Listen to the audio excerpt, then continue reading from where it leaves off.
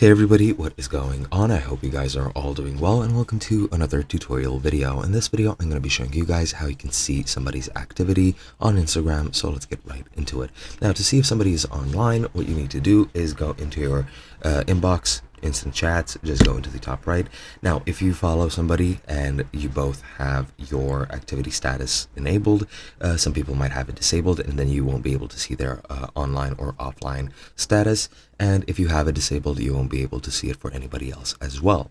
But as you can see, my chats are empty, but usually if you already have chats with somebody else, at the very top you'll see their chat heads, or you'll see their profile pictures, which you can tap on to chat with them.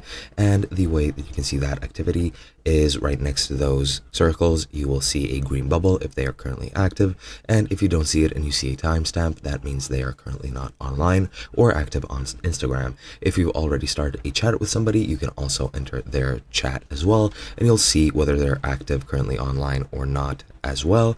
And you can also see any activity they might be currently part of. And that's pretty much it. Hope you guys enjoyed, and I'll be seeing you guys in another video.